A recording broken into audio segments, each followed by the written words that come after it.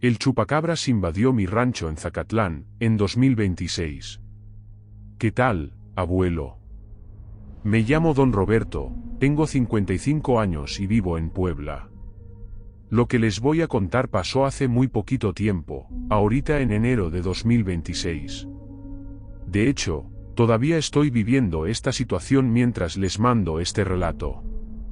Ya conocía el canal porque me lo recomendó un cuate que lo seguía desde antes, pero nunca me imaginé que yo iba a tener algo que contar. Solo que ahora sí tengo. Prefiero no decir el lugar exacto donde queda el rancho porque no quiero andar atrayendo curiosos, y también porque para cuando cuenten esto, yo probablemente ya me haya largado de aquí. Porque después de lo que vi, ya no sé si voy a seguir adelante con mis planes de irme a vivir al rancho que me dejaron mis padres. Bueno, les voy a platicar lo que está pasando. Como les dije, todo esto pasó hace poco en el rancho que heredé de mi papá, aquí en Zacatlán, Puebla. Él lo compró a principios de los 90 y se pasó buena parte de su vida sacándole provecho como podía. Cuando fallecieron mis padres, yo quedé a cargo de la propiedad, y después de arreglar todos los papeles, decidí hacerme cargo de una vez del rancho, limpiar el terreno, acomodar la casa y ver si podía vivir de ahí, aunque sabía que no iba a ser nada fácil. Por eso, a principios de 2026, aprovechando las vacaciones, le dejé la tiendita que tengo en Puebla a cargo de mi esposa y me vine al rancho con mi hijo mayor, que tiene 24 años. Fíjese, abuelo, que el rancho que me dejaron mis padres tenía varios años cerrado. Tiempo más que suficiente para que el monte creciera un chingo y la casa necesitara bastantes reparos. El lugar está retirado como unos 20 kilómetros del pueblo. El camino no es de los mejores, pura terracería. Hay otros ranchos y parcelas por los rumbos, pero con buena distancia entre cada propiedad. La casa está bien, abuelo, con 3 cuartos, 2 baños, buena sala, cocina y un corredor en la parte de atrás. Ese era uno de los motivos por los que estaba pensando en mudarme y tener una vida más tranquila en el campo. Pero con todo lo que está pasando, ya la verdad no sé. El caso es que cuando llegamos, me di cuenta de que no había luz, porque el lugar llevaba tiempo cerrado. Menos mal que traje unas linternas, pero de todas formas nos fuimos al pueblo a comprar velas. Como era sábado, no había manera de resolverlo de luz hasta el lunes. La primera noche, a pesar del jale que nos esperaba al día siguiente, estuvo bien tranquila. Se sentía bien pasar tiempo con mi hijo mayor, porque con la carrera del día a día, el trabajo en la tiendita y el terminando la carrera y tomando otros cursos, casi no nos dábamos oportunidad de platicar. Entonces aprovechamos para echarnos unas chelas y ponernos al corriente, sin tanto teléfono ni internet de por medio. Sin mucho que hacer, nos acostamos temprano para arrancar con todo al día siguiente y ponerle orden al rancho. El domingo nos fuimos al pueblo a hacer unas compras y de paso comimos por allá. Me topé con un vecino de años que había conocido a mi papá. Él me recomendó a un muchacho para que nos ayudara a desmontar y limpiar el terreno, aunque nomás podía empezar el lunes. Durante la plática, me preguntó si me había enterado de unos ataques a animales en los ranchos de la zona. Le dije que no sabía nada. Le pregunté si era cosa seria y me dijo que probablemente andaba algún animal, quizás un jaguar que estaba brincándose a los ranchos. Al fin y al cabo, no era nada raro encontrar animales muertos en los potreros de por acá, seguramente obra de alguna bestia del monte que se metía a los terrenos. Después de ponernos al corriente, regresamos al rancho ya en la tardecita. Ya en la noche, nos preparamos algo sencillo de cenar y nos fuimos a dormir temprano otra vez, porque sin luz y sin nada que hacer, pues qué más. Y fue esa noche cuando empezaron las cosas que me pusieron los pelos de punta, abuelo. Ya era madrugada cuando me desperté acalorado y con una sed del diablo. Me levanté a la cocina a tomar agua. Fue ahí cuando escuché unos ruidos de algo caminando afuera de la casa. Rápido me regresé al cuarto, Agarré la linterna y una pistola que nomás me llevaba cuando tenía que viajar al interior. Era una precaución que siempre tenía. Me fui a la ventana del cuarto e intenté alumbrar el patio, pero el monte alto y la oscuridad no me dejaban ver bien. Nomás alcanzaba a ver allá al fondo el follaje moviéndose con un vientito suave. Pasaron unos minutos y todo volvió a la calma. Tomé agua y me regresé a la cama, pero no pude agarrar el sueño bien. Un rato después volví a escuchar esos pasos. Algo andaba caminando despacito, pisando ramas secas y moviéndose entre el monte alto del patio. Era como si algo estuviera rondando la casa. Como cualquiera pensaría, me dije que seguro era algún animal pasando por ahí. De todas formas me levanté y fui a checar el cuarto de mi hijo, que seguía dormido como piedra. Luego los pasos pararon, pero decidí darle una vuelta a la casa. Pasé por la cocina y todo estaba en silencio. Alumbré con la linterna por la ventana, pero no había nada afuera. Entonces me regresé a la cama y traté de descansar hasta que amaneciera. El lunes me fui al pueblo y dejé a mi hijo adelantando algunas cosas en el rancho. Logré que me reconectaran la luz y arreglé unos papeleos. Más tarde regresé al rancho y por fin pudimos comer algo decente. Como andábamos bien cansados, nos fuimos a dormir temprano otra vez. Abuelo, fue ahí donde todo se puso bueno. Con toda esa ola de calor que pegó a principios de año, volví a despertar acalorado y sudado, muerto de sed. Me levanté a la cocina a tomar agua. Y otra vez aparecieron esos ruidos entre el monte. Ya eran como las 2 de la mañana. Me regresé al cuarto y agarré de nuevo la pistola y la linterna. Decidí no prender las luces de la casa para no llamar la atención. Los pasos se escuchaban más fuertes que la madrugada anterior y se iban moviendo hacia la parte de atrás de la casa. Me fui a la cocina y empecé a echar un ojo alrededor. Mi hijo ya había limpiado algo del monte, pero más al fondo todavía estaba bien cerrado, y eso me quitaba visibilidad. Entonces decidí abrir la puerta y salir al corredor de atrás para intentar ver mejor. Y fue en ese momento cuando vi una silueta cruzando allá al fondo del terreno, entre el monte alto. Intenté alumbrarla con la linterna, pero aquello se movió rapidísimo. Nomás alcancé a verla de refilón y el follaje moviéndose, como si algo estuviera pasando entre la maleza. Al principio pensé que podría ser un jabalí o algún animal del monte, pero se movía demasiado rápido para ser un jabalí. Un perro podría ser, pero se veía muy grande, más grande que cualquier perro normal. Eso me puso inquieto y con mala espina. Me metí a la cocina y cerré la puerta con llave. Volví a la ventana y alumbré, pero ya no había nada. Era como si aquello se hubiera esfumado. Me regresé al cuarto y me acosté, pero no pude pegar el ojo en toda la noche. La situación ya se estaba poniendo muy rara, abuelo, y estaba a punto de ponerse peor. Ya casi me estaba quedando dormido otra vez. Ya pasaban de las 3:30 de la madrugada cuando volví a escuchar los ruidos en el monte. Me levanté rápido, agarré la pistola y la linterna y estaba decidido a espantar lo que anduviera rondando el patio. Me fui para atrás y abrí la puerta del corredor. Fue entonces cuando empecé a escuchar, además de los pasos, una respiración muy extraña. Era cortita y venía acompañada de un sonido grave. Era un tipo de gruñido que sonaba como un resoplido amenazante. No sonaba a ningún animal que yo conociera. Ya con los nervios de punta, empecé a alumbrar el lugar apuntando con la pistola. Si había alguna bestia por ahí, no me quedaba de otra más que disparar al aire para asustarla. Mi idea no era hacerle daño, sino espantarla. Me quedé observando unos 5 minutos y ya no parecía haber nada por ahí. Entonces me regresé a la cocina, cerré la puerta y me quedé en la ventana echando un ojo un rato más. Fue en ese momento exacto cuando vi esa silueta saliendo del monte, moviéndose hacia el área que ya habían desmontado. La alumbré un momento con la linterna, pero enseguida la apagué porque me dio miedo llamar la atención. Pero alcancé a ver que era una criatura que caminaba en 4 patas. Se movía de forma rara, chueca, como si le costara trabajo mantener el equilibrio. Enseguida la criatura se metió de vuelta al monte y la perdí de vista. Decidí ir a despertar a mi hijo para que viera conmigo qué era esa cosa.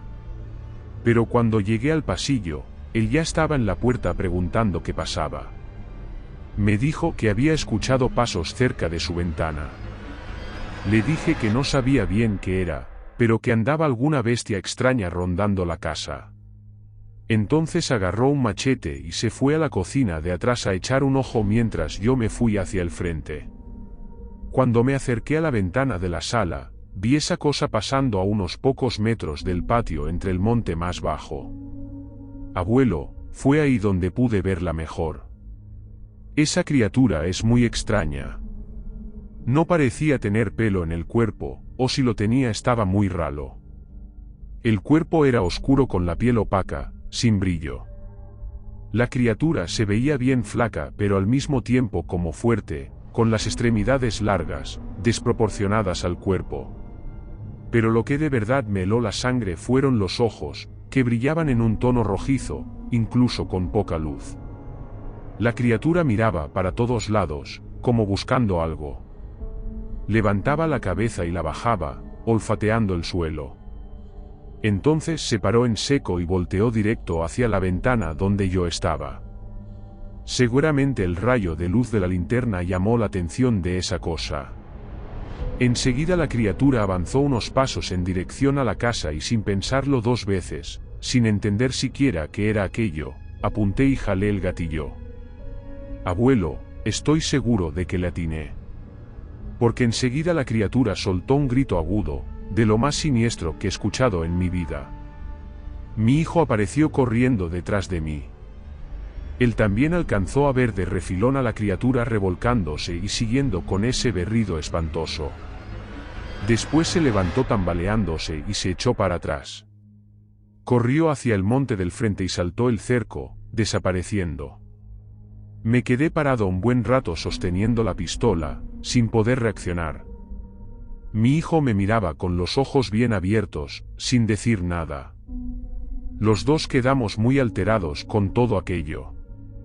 Prendimos todas las luces de la casa y nos quedamos el resto de la madrugada sentados en la sala tratando de entender qué era esa criatura que se había metido al patio del rancho.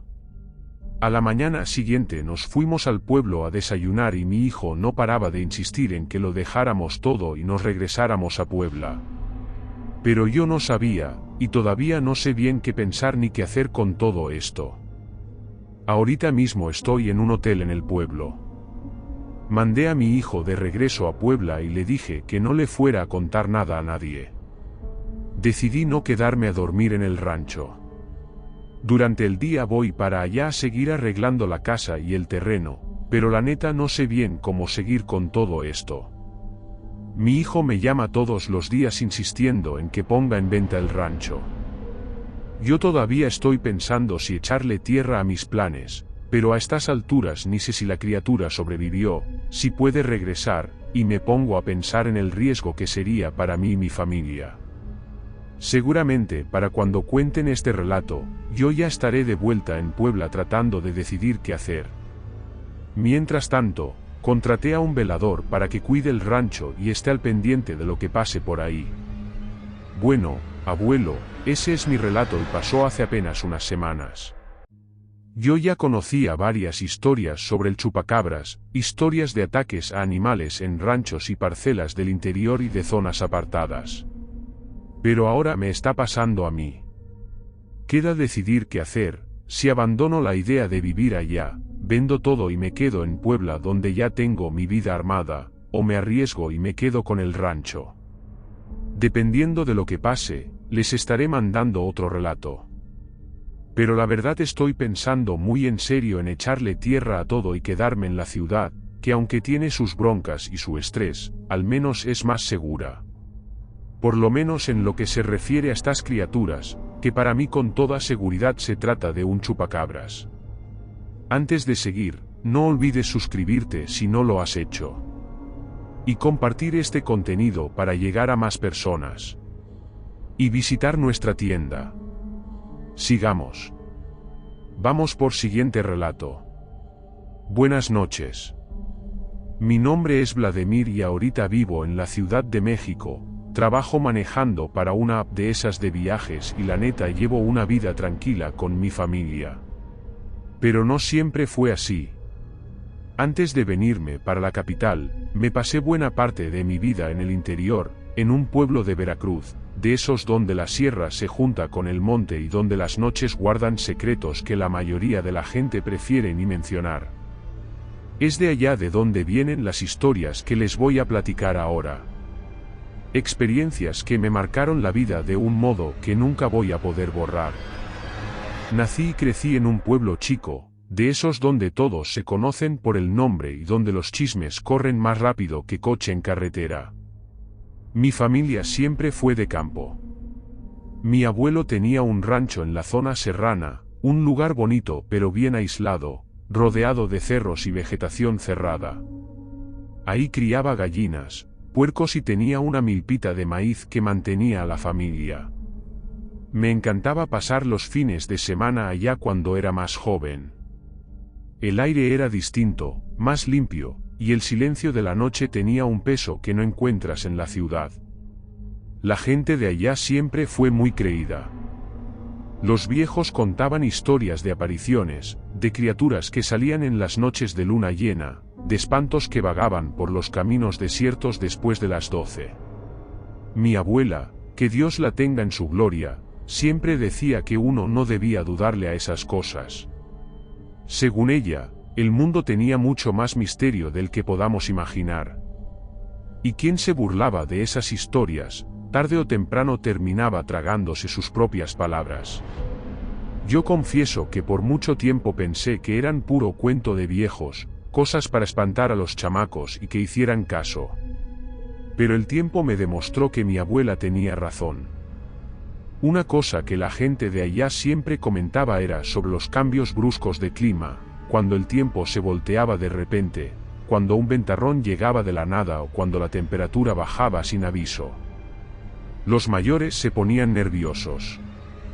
Decían que esos cambios abrían puertas para cosas del otro lado, como si el velo que separa nuestro mundo de otros se hiciera más delgado en esas horas. Yo pensé que era pura mamada de gente vieja, pero después de todo lo que viví, aprendí a prestarle atención. La primera experiencia rara la tuve en el rancho de mi abuelo, cuando apenas era un chavo. Estaba pasando un fin de semana allá, como lo hacía seguido. El rancho quedaba bien apartado, como a 40 minutos de la ciudad más cercana, por un camino de terracería que se ponía imposible cuando llovía fuerte. Mi abuelo vivía solo desde que mi abuela falleció, pero no le importaba la soledad. Decía que prefería la compañía de los animales y del monte que el relajo de la ciudad. Aquel viernes en la noche, el clima estaba bien pesado, de esos que sabes que viene tormenta. Cenamos temprano, unos frijoles con carne seca y nos fuimos a dormir luego. Allá en el rancho no había tele ni luz de la CF, así que nos acostumbramos a seguir el ritmo del sol. Como a las 3 de la mañana, me despertó un ventarrón de la chingada que sacudía las ventanas de madera de la casa. El viento aullaba con una fuerza que nunca había visto. Y junto con él, vino un aguacero que parecía que iba a tumbar el techo. Mi abuelo también despertó y se quedó mirando por la rendija de la ventana con cara de preocupación. Le pregunté si todo estaba bien y solo negó con la cabeza, murmurando que no le gustaba cuando el tiempo se ponía así de bravo. A la mañana siguiente, cuando salió el sol y la tormenta ya había pasado, mi abuelo fue al gallinero, como hacía todos los días. Yo estaba en la cocina calentando agua para el café cuando escuché que me llamaba con urgencia en la voz. Corrí para allá y me encontré con una escena que me revolvió el estómago. Varias gallinas estaban muertas en el suelo del gallinero, pero no era una muerte normal. Los cuerpos tenían agujeros chiquitos y redondos, como si los hubieran perforado con algún instrumento de médico. Lo más cabrón era que no había sangre en ningún lado, ni en los cuerpos de las aves, ni en el suelo, ni en las paredes. Era como si alguien les hubiera chupado toda la sangre con una precisión imposible. Mi abuelo se quedó callado un buen rato, mirando esa carnicería con una expresión que mezclaba coraje y miedo. Después de un rato, dijo bajito que aquello era cosa del chupacabras y que el ventarrón de la noche anterior había traído a la bestia consigo. Yo no sabía qué pensar. Una parte de mí quería creer que fue algún depredador común, quizás un zorro o un tlacuache. Pero las heridas no tenían sentido. Ningún animal que yo conociera mataba así, sin dejar rastro de sangre y con agujeros tan precisos. Agarré un cuchillo en la cocina, con las manos temblando, abrí una de las gallinas muertas. Lo que vi me hizo dar un paso atrás del susto. El cuerpo del ave estaba completamente seco por dentro. No tenía ni una gota de sangre en los órganos, ni en los músculos, en ningún lado. Era como si la gallina la hubieran momificado por dentro, pero la muerte había ocurrido hacía pocas horas. Eso no era natural, no era obra de ningún animal común. En las semanas siguientes, la noticia se regó por la región. Otros ranchos también tuvieron animales muertos de la misma forma. Gallinas, patos, hasta algunos chivitos aparecieron con los mismos agujeros y completamente sin sangre. La gente empezó a tener miedo de salir de casa después de que oscurecía. Los hombres empezaron a dormir con escopetas al lado de la cama y las mujeres rezaban el rosario todas las noches pidiendo protección. Fue entonces que una vecina de un rancho cercano logró ver a la criatura responsable de todo eso. Se llamaba Francisca, una señora viuda que vivía sola desde que su marido había muerto de enfermedad unos años antes. Ella despertó en la madrugada con el ruido de sus gallinas cacareando desesperadas. Agarró una linterna y fue al patio a ver qué pedo. Lo que encontró casi la hace desmayar del miedo. Según su relato, había una criatura agachada cerca del gallinero, agarrando una de sus gallinas con unas garras largas y filosas. El bicho era pálido, de un color grisáceo, que parecía enfermo, y tenía unos brazos demasiado largos para el tamaño del cuerpo. La cabeza era grande y redonda, con unos ojos rojos que brillaban en la oscuridad como brasas de fogata. La boca era lo peor de todo. Francisca dijo que parecía la boca de un pez, redonda y llena de dientes chiquitos. La criatura debía medir como 1,5 metros, quizás un poco menos, y se movía de un modo extraño, como si las articulaciones se doblaran para el lado incorrecto. Francisca se quedó paralizada del miedo por unos segundos, pero logró gritar pidiendo ayuda. El cuñado de ella, Sebastián, vivía en una casa ahí cerca y vino corriendo con una escopeta en la mano. Cuando él llegó, la criatura todavía estaba ahí parada, mirándolos con esos ojos rojos. Sebastián no lo pensó 2 veces, levantó el arma y soltó 2 escopetazos en dirección al bicho. La criatura soltó un chillido agudo, un sonido que Francisca describió como el grito de un cerdo siendo degollado, mezclado con el silbido de una víbora, y salió corriendo para el monte a una velocidad impresionante. Desapareció en la oscuridad en pocos segundos. Después de esa noche, los ataques pararon. Las gallinas de la región volvieron a dormir en paz y ningún animal apareció más muerto de ese modo extraño. La gente empezó a especular que los tiros de Sebastián habían herido grave a la criatura, quizás hasta la mataron. Otros decían que el bicho se había ido para otra región, a buscar presas más fáciles. Sea cual sea la explicación, el chupacabras nunca más fue visto por ahí, pero el recuerdo de esos días quedó grabado en la memoria de todos los que vivimos eso. La segunda experiencia la tuve unos años después, cuando ya estaba más grande y había salido de casa de mis padres. En esa época trabajaba haciendo changas en la ciudad, ayudando en construcciones y haciendo entregas cuando salía algo. Un tío mío, hermano menor de mi mamá, Había conseguido una casa en una región que en ese entonces todavía estaba poco poblada. Era un barrio nuevo que estaba empezando a crecer, pero todavía tenía muchos terrenos baldíos y pocas casas construidas. Mi tío, que se llamaba Geraldo, no tenía mucho tiempo para cuidar esa propiedad. Él vivía en otra ciudad por el trabajo y solo aparecía de vez en cuando para ver si todo estaba en orden. El problema es que en esa época empezó a haber muchos robos en la región. Casas vacías eran blanco fácil para los rateros que se llevaban todo lo que podían cargar. Mi tío se preocupó de que invadieran su casa o que le ocuparan el terreno construyendo algún jacal y apropiándose del lugar. Me pidió entonces que pasara algunas noches allá, solo para mostrar movimiento y hacer parecer que la casa estaba ocupada.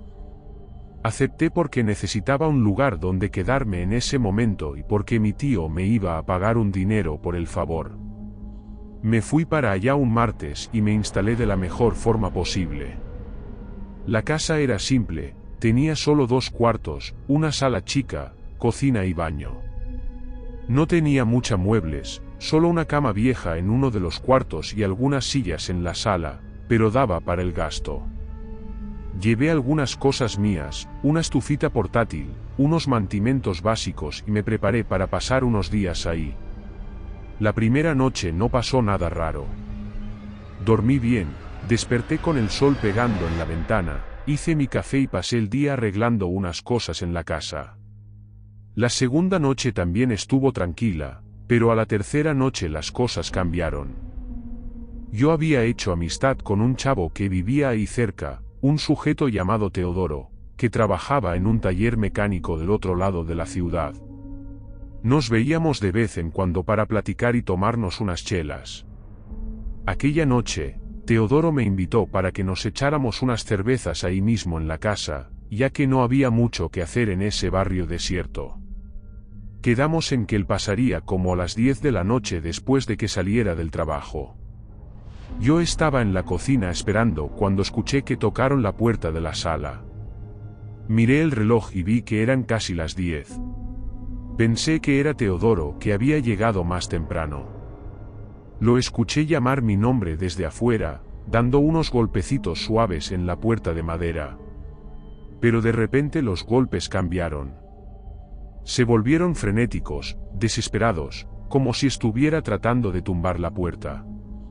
Teodoro gritaba mi nombre, pidiendo que le abriera luego con una urgencia en la voz que me heló la sangre. Corrí a la sala sin entender qué estaba pasando. Destrabé la puerta y apenas tuve tiempo de abrir. Teodoro entró casi tirándome, con los ojos abiertos como platos del pavor y la respiración cortada. Fue cuando miré hacia afuera y vi lo que lo había dejado así. Había una mujer parada ahí a unos 5 metros de la puerta. Usaba un vestido blanco largo y tenía el cabello negro bien largo que le caía por los hombros como una cortina oscura. Pero no era una mujer normal. Sus pies no tocaban el suelo. Estaba flotando, suspendida como a 30 centímetros de la tierra, sin hacer ningún movimiento, como si estuviera colgada de hilos invisibles. Y cuando miré su cara, sentí que las piernas me fallaban. No tenía ojos. En el lugar donde deberían estar los ojos, solo había 2 cavidades oscuras y vacías, como huecos en una calavera. La cosa empezó a moverse en nuestra dirección, deslizándose por el aire sin hacer ruido.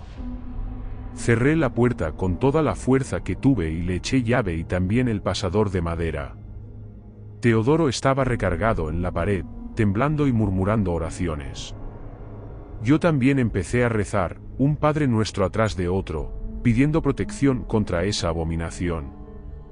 Fue entonces que la mujer, o lo que fuera esa criatura, soltó un grito. No era un grito humano, era un sonido agudo y largo, lleno de una rabia antigua que parecía venir del fondo de la tierra. El grito atravesó las paredes e hizo que me dolieran los oídos. Seguimos rezando más alto ahora, como si las palabras pudieran formar una barrera contra ese mal. Después de un tiempo que pareció durar horas, pero que probablemente fueron solo unos minutos, el silencio volvió. Esperamos un poco más, sin tener valor de abrir la puerta o mirar por la ventana. Cuando finalmente logramos movernos, decidimos salir por la puerta de atrás. Salimos corriendo sin mirar atrás. Cruzamos unos terrenos baldíos y solo paramos cuando llegamos a una calle principal que tenía alumbrado público. Aquella noche, nos tomamos nuestras cervezas sentados en la banqueta, lejos de esa casa maldita. Solo tuvimos valor de volver cuando salió el sol y la luz del día espantó las sombras. Le conté a mi tío lo que había pasado, pero no me creyó. Dijo que debió ser una pesadilla, que había tomado de más, que era cosa de mi cabeza. Pero unos meses después vendió esa casa por un precio bien bajo del mercado. Nunca me dijo el motivo, pero estoy seguro de que él también vio a la mujer de blanco. Ciertas cosas no hace falta hablarlas para saber que el otro también pasó por eso. La última experiencia que les voy a contar es la más reciente y quizás la más aterradora de todas. Pasó cuando ya estaba casado y tenía 2 hijos. Mi esposa Marina es una mujer fuerte y valiente, de esas que no se asustan fácil. Nos conocimos en una fiesta de Santo Patrón y desde el primer momento supe que era ella la mujer de mi vida. Nos casamos y luego llegaron los hijos. El mayor, en esa época de la historia, ya caminaba y hablaba bastante. El más nuevo apenas era de meses. Tenía solo unos meses de nacido. Una cierta noche, fuimos a la casa de una amiga de Marinalba, para una carne asada de familia. El nombre de la amiga era Josefa, una mujer simpática que se había mudado a la región hacía poco tiempo. Ella vivía sola en una casa que había heredado de un pariente lejano. La casa quedaba en una zona apartada, rodeada de terrenos con monte alto y pocas casas vecinas. La carne asada estaba buena, la carne en su punto, había cerveza bien fría y la plática fluía fácil. El tiempo fue pasando y cuando miré el reloj ya eran casi las 11 de la noche. Marinalba estaba cansada y quería acostar a los niños. El problema es que a esa hora ya no había camiones para volver a nuestra casa y nosotros no teníamos carro propio. Josefa entonces nos ofreció una de sus casas para que pasáramos la noche. Tenía una propiedad ahí cerca que rentaba a inquilinos, pero que en ese momento estaba vacía. Dijo que era más seguro que durmiéramos allá y volviéramos a casa al día siguiente, cuando hubiera transporte disponible. Yo, al principio, pensé en negarme e irme como fuera, pero Marinalba insistió en que era mejor quedarnos. Los niños ya tenían sueño y sería difícil hacer el viaje con ellos en ese estado. Nos fuimos entonces para la tal casa. Era una construcción simple, sin barda, con un patio de tierra apisonada al frente y monte alto atrás. Tenía 2 cuartos, una salita y una cocina chica. Josefa nos dio unas sábanas y almohadas y nos fuimos a acomodar. Acostamos a los niños en el cuarto del fondo y Marinalba se acostó junto con ellos para dormirlos. Yo me quedé en la sala un rato, mirando por la ventana la oscuridad allá afuera. La luna estaba casi llena esa noche, iluminando el terreno con una luz plateada que hacía que las sombras parecieran más densas. Terminé dormido ahí mismo en el sofá, cansado del día largo. Desperté en la madrugada con el ruido de una llovizna que empezaba a caer. Pero junto con el sonido de la lluvia había otra cosa. Un ruido de algo pesado corriendo en 4 patas, acercándose a la casa. El sonido se fue haciendo más alto, más cerca, hasta que paró justo al lado de afuera de la ventana del cuarto donde mi familia estaba durmiendo. Entonces empezó el gruñido. Era un sonido grave y amenazador, como el gruñido de un perro rabioso, pero mucho más profundo, mucho más poderoso. La respiración de la criatura era agitada y pesada, como si hubiera corrido una larga distancia. Y junto con el gruñido había otros sonidos extraños. Un ruido que parecía palmadas apagadas o quizás el crujir de huesos moviéndose debajo de una piel gruesa. Me levanté del sofá despacio, sin hacer ruido, y fui al cuarto. Marinalba ya estaba despierta, con los ojos abiertos como platos del miedo y la mano tapando la boca del hijo mayor para que no gritara. El bebé, gracias a Dios, seguía dormido.